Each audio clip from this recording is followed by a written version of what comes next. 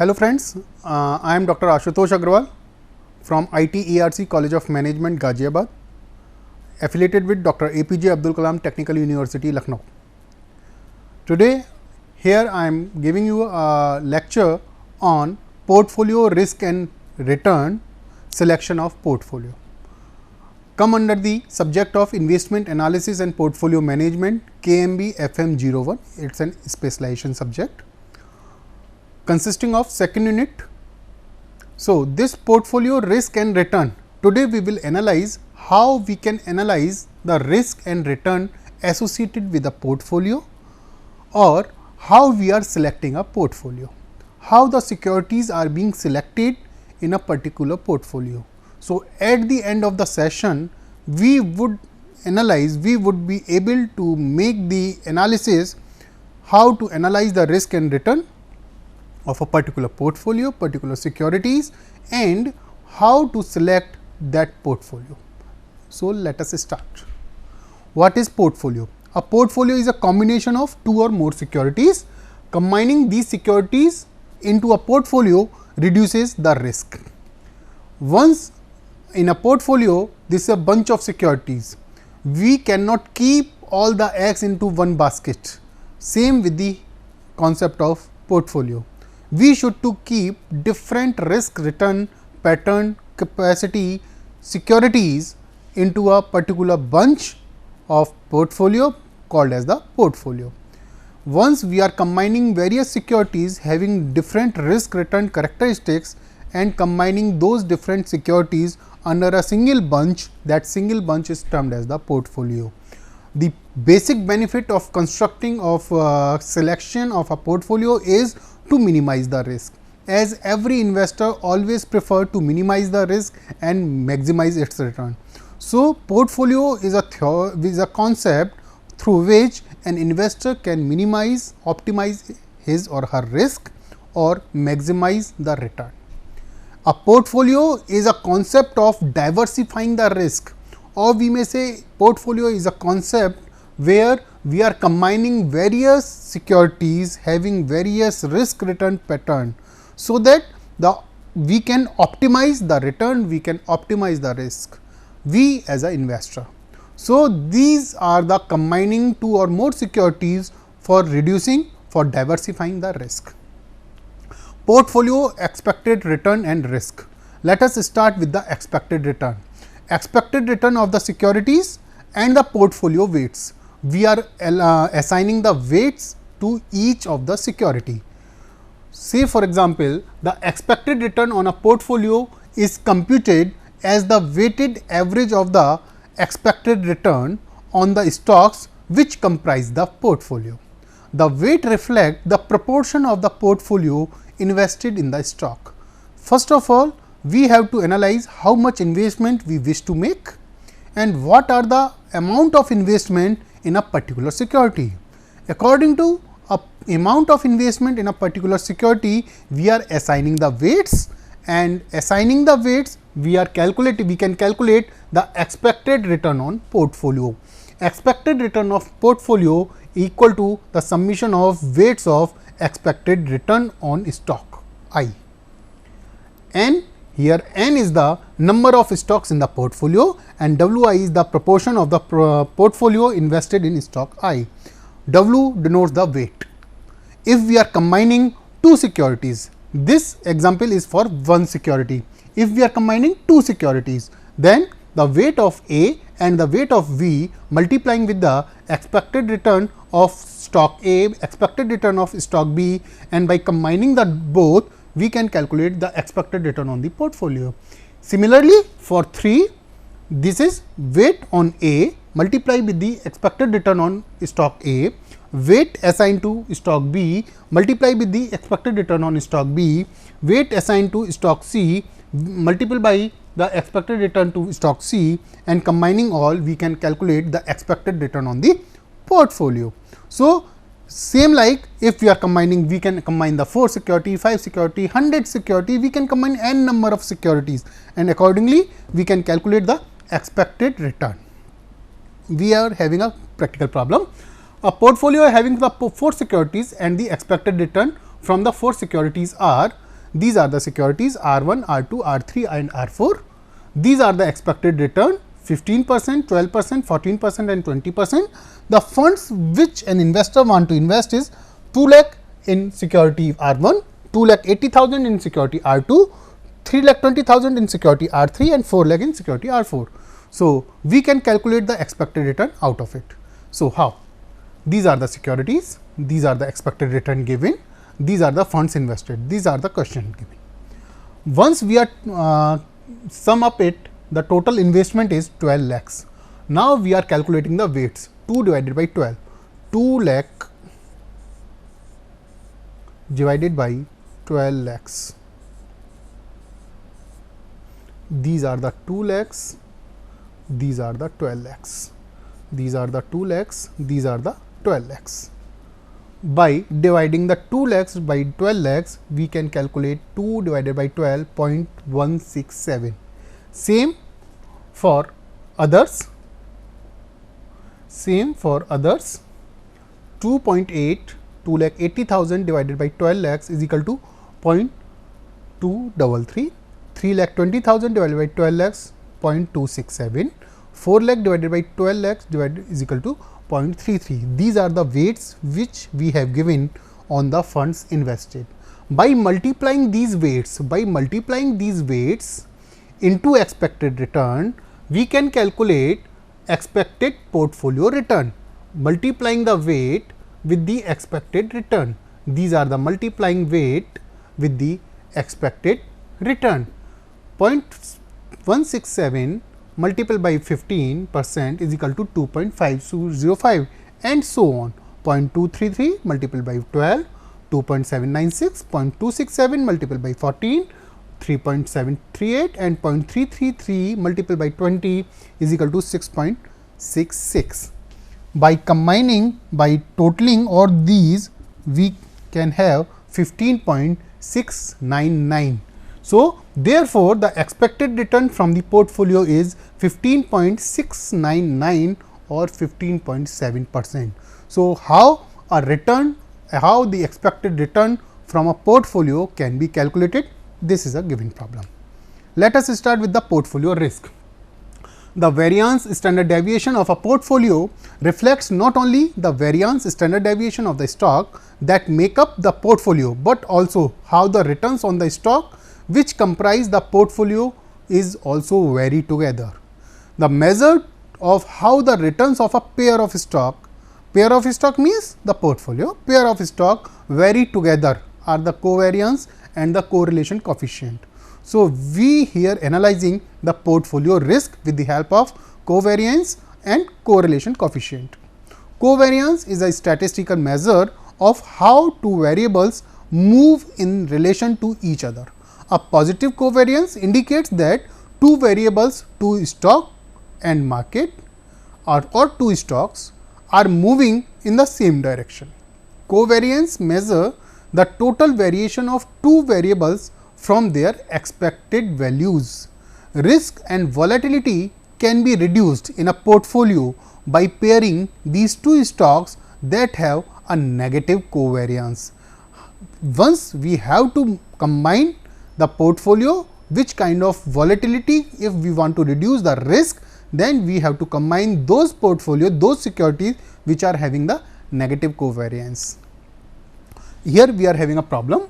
Find the covariance between two sets of return given below for two securities. These are the security X and this is the security Y. We are firstly calculating the X bar. We are calculating the X bar by combining 2 plus 4 plus 5 plus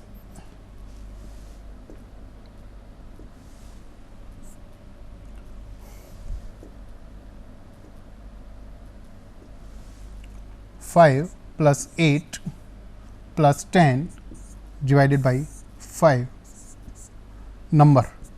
5 is the number n. So, 29 divided by 5 is equal to 5.8.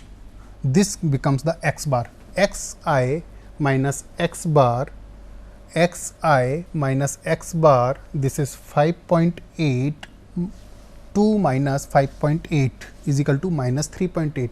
4 minus 5.8, 1.8, 5 minus 5.8, 0.8, 5 minus 5.8, 2.2, and 10 minus 5.8, 4.2. So, these are the x minus x bar. Same for the y. We are firstly calculating the y bar and calculating the yj minus y bar. We are getting these kind of variation. Once we are multiplying these variations, we are getting the output. We are getting the output like by multiplying this into this, we are getting the output. So, by totaling this output, we can get a summation of 103.4. By putting this value into the formula, the covariance of x y is equal to summation of x minus x bar, y minus y bar upon number of the securities. Number of securities are 5. So, here the covariance is 20.6. Once a covariance is 20.6, it shows a high positive covariance between the returns by two securities indicates that their price movements are alike, either upward or downward or together. If their price movements, as there is a positive correlation, positive covariance, here the price movements of both the securities are alike and in the same manner, either upward or downward. Let us have a look on the second risk analysis concept of correlation coefficient. It measures the strength of the relationship between the market return and the stock return in a period. Correlation is the indication of two variables being positively or negatively related to each other. Here we are having few of the one of the formula for calculating the correlation coefficient. Here we are having a problem, find the correlation between two sets of returns given below for security x and security y. These are the return for security x, this is the return for security y. Here is the summation x, summation y, x into y we have calculated, summation of x y, x square, y square we have calculated, and put these figures where n is equal to number of securities 5, put these figures into the formula, we can get the answer of 0.97. It is quite positive, highly positive, not perfect positive, but high positive correlation. This high positive correlation indicates the positive but not perfect correlation between the returns of security x and security y. It shows that the price movement of securities are alike, either upward or downward, because in the covariance the same result was there. For the correlation coefficient, the same outcome, same result is there. So, the investor is preferred whether to invest or not to invest. Investor can easily analyze the risk appetite attached with that particular security, whether the investment should be made in these securities or not. If the security x will be move on, the security y will also be move on, because there is a positive correlation, not the perfect, but near to perfect correlation, because perfect correlation lies when the answer of R is equal to correlation coefficient is equal to 1, but here is correlation coefficient we found 0.97. So, this is also called as the positively but not perfect, near to perfect correlation, which shows the same movements, positive or negative, of the pair of two stocks. Now, come to the selection of portfolio. Once we have analyzed the risk and return from the portfolio, now we are moving towards how we are selecting the portfolio. Portfolio is, as I have told you, is a bunch of securities having different risk return characteristics. Every security, every stock, every share, every investment is having different risk return pattern. The risk associated with security X is different, security Y is different. Return associated with security X is different, security Y is different. Which kind of security we should to include? Which kind of investments we should include in our portfolio? So, under the selection of portfolio, there are two approaches where an investor analyze how to select the particular portfolio. There is traditional approach and a modern approach. Let us start. Today we will start or discuss on the traditional approach. Selection of portfolio. There are four various stages under the selection of portfolio. First is the determination of objectives of investment. What are the objective of investment? An investment is made with an objective of getting the return. The return can be the price appreciation, the capital return or the revenue return. The investment is made to make the safety of our investment. This is the second objective of our investment, where the investor prefer to reduce the risk. Few of the investors are basic fundamental of investment is basic objective of investment is their investment should be safe. Say for example, if we are talking about the low income group investors always prefer to have the investment in such kind of securities where there is a higher safety. Say for example, investment in post offices, savings in post offices, investments in bank FDRs, nationalized banks FDRs. So these are the where the safety is first, where the risk minimization is first, return is secondary. So safety is the second objective of an investment. Next determinants of objective is the tax consideration. Few of the investments are made for considering the tax, for reducing the tax liability. Say for example, investment in NPS, investment in PPF, Provident Fund, investment in NSC, investment in Sukanya Samriddhi, ULIP, investment in insurance. So these kind of investment are taken only because of the tax consideration to reduce the tax liability. And the last but not the least is liquidity, where the investments are made to maintain the liquidity. That is why the investors are making the short term investment. Investors are keeping few of the funds with their bank accounts also, simply to maintain the liquidity as and when if there is contingencies occurred, so that contingencies can be met out. So these are the basic determinants, basic objectives of an investment. The investor firstly to decide which kind of objective he or she want to fulfill with the investment.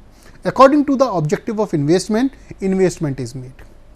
Investment is also depend on the demographic profile of the of a particular individual investor. If the individual income group is high, he can take a more risk. If the income group is low, he or she can take a lower risk. That depends on the literacy also. That depends on the age. That depends on the liability on the shoulder of the investor. If the investor is a young investor, do not have any liability, then definitely the investor can take a higher risk. Most of the investor can take the higher risk. So there are various factors which affects the objectives of investment, and objectives of investment also vary or changes as the age of a particular investor change, as the responsibility has increased onto an investor, the objective of investment also change. Once the objective of investment has been decided, then the second stage is selection of portfolio, which is emphasizing the balancing the portfolio using a wide variety of stocks or bonds of various investment avenues. After deciding the objective of investment, the selection of portfolio is done, where the balancing is done. Few of the funds should be make the investment under the liquid funds.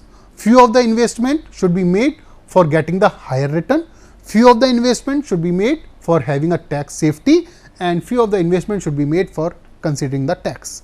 Means investor want to fulfill his or her objectives of investment and selecting the portfolio by emphasizing the balancing the portfolio, so that the liquidity will be maintained, an investor will get the return, his investment will be safe, and a wide variety of stocks, by investing in wide variety of stocks, so that the risk will be minimized, safety can be maintained. After selection of the portfolio, after balancing the portfolio or selection of portfolio, investor is going to analyze the risk and return, with the various associated with variety of stocks, risk and return with the variety of stocks and bonds. Under the risk return analysis, I have discussed also the expected return analysis, the risk analysis of the portfolio with the help of covariance, correlation. So under the risk and return analysis, investor is establishing a trade-off between the risk and return. That trade-off will be in such a manner so that the objectives of investment can be met out, as well as the balancing of portfolio can be achieved. Last step under the selection of portfolio under traditional approaches, diversification. Under the diversification, the investor is making the investment in diversified manner in various industries, in various companies, and the size, weight of participation. The under this last stage, the investor is making the investment in various industries, not stick with a particular industry, that is under the pioneering stage or the growth stage, but the investor is making the investment in various industries under various life cycle. Investor is making the investment in various companies, so that investor can diversify risk and return associated with the particular portfolio. The whole portfolio return can be, whole portfolio risk can be diversified by making the investment in various number of companies, n number of industries, so that the risk can be minimized, return can be optimized, and the optimum portfolio can be constructed. Under the size of participation, say for example, an investor is having 10 lakhs of rupees. He has decided, I have to invest 5 lakh rupees in IT sector, 2 lakh rupees in pharma sector, 1 lakh rupees in banking sector, and 2 lakh rupees in another industry. After deciding various industries, the investor will analyze in which companies I have to invest, how much size of participation for the particular company will be made. For the IT industry, in which company the size of participation will be high, the size of participation will be low. So, according to the industry selection of industry and selection of companies, the size of participation will also be decided, which come under the concept of diversification. So, this is the traditional approach under selection. Determination of objective is being determined. Under the objectives, few other objectives might be the child education, child marriage, retirement. These may be the another objectives, other objectives of investments. So, there are ample number of objectives. So, these objectives, first of all, determining whether the investor is the risk averse investor, risk seeker investor. Risk seeker investor always prefer the higher returns at a given level of risk, whereas risk averse investor always prefer the lower level of risk at a given level of return. Tax consideration, reducing the tax liability and the liquidity. After determination of objectives, the investor is going for emphasizing the balancing of portfolio by selecting the variety of stocks and bonds. After selection of portfolio, investor is going for analyzing the risk and return associated with variety of stocks and bonds, and after analyzing the risk and return attached with the variety of stocks and bonds, investor is going for diversification, where selection of various industries, selection of companies lies in that industry, and size and composition of participation, composition of investment is being decided. Diversification of portfolio risk can be explained with the help of this graph. Under this is the systematic risk, which is uncontrollable risk, which cannot be minimized. Here I am taking the example of 30 stocks of like BSE. You may take a BSE benchmark also, Sensex benchmark. This systematic risk, which is always be systematized, which never be changed, it is uncontrollable. I have explained in my previous lectures also. Systematic risk is the uncontrollable risk, which cannot be minimized, which cannot be controlled, like the market risk, inflation risk, interest rate risk, purchasing power risk, international risk, political risk, natural risk. These are the systematic risk, which cannot be controlled, which cannot be minimized. Second is the systematic risk, which can be minimized up to an extent, which can be minimized up to an extent, but here it cannot touch, it cannot touch, because unsystematic risk can never be zero. Unsystematic risk can be minimized up to an extent, up to the level, but it can never be zero. Henceforth, unsystematic risk measurement is being done, unsystematic risk management is being done by diversifying our portfolio, by making the investment in various ample type of securities. The unsystematic risk can be minimized.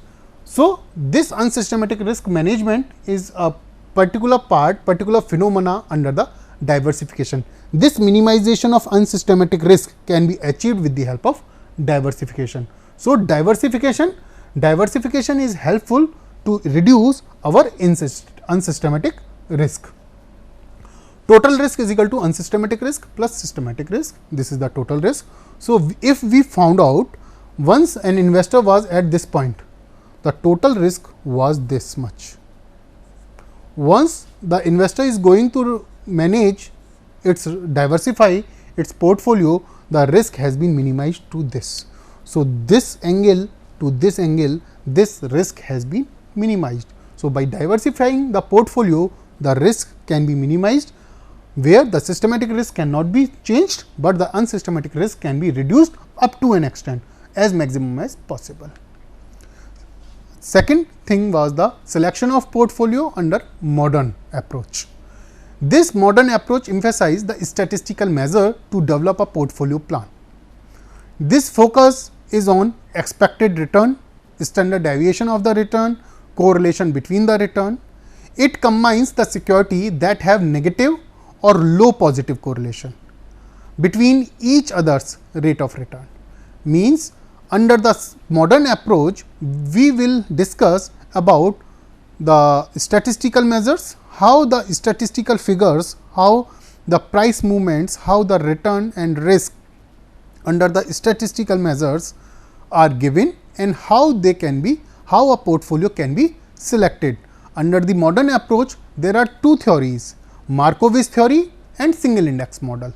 Markowitz theory and single index model, these both models we will discuss in our subsequent lectures, and till then here today we are discussing only about the traditional approach, and these modern approach will continue under the second lecture. So, the reference under the Nagarjan, Jebalja under security analysis and portfolio management, and the second is Fisher and Jordan, security analysis and portfolio management. So, today we have analyzed under the selection of portfolio, under the risk and return associated with the portfolio. So, we have come up with a idea, we have come up with a concept. We can analyze the risk and return first. Then, if we wish to reduce the risk, we wish to optimize the risk, we have to establish a risk return trade off, means maximization of return and minimization of risk. Once we wish to establish an optimization of risk and return and selection of portfolio, then we should to go for diversification. Diversification is one of the concept under the traditional approach, where firstly the investor will decide the objectives, then analyze the risk and return, diversify the portfolio, diversify the investment in various securities, and then can easily balance the portfolio and establish a risk return trade off between the portfolio, where the risk will be low and return will be high, which is the primary objective of every investor, whether the investor is institutional or individual. So, with the help of this lecture, I have tried to deliver how the risk can be minimized, return can be maximized to select a particular portfolio under traditional approach. Thank you very much.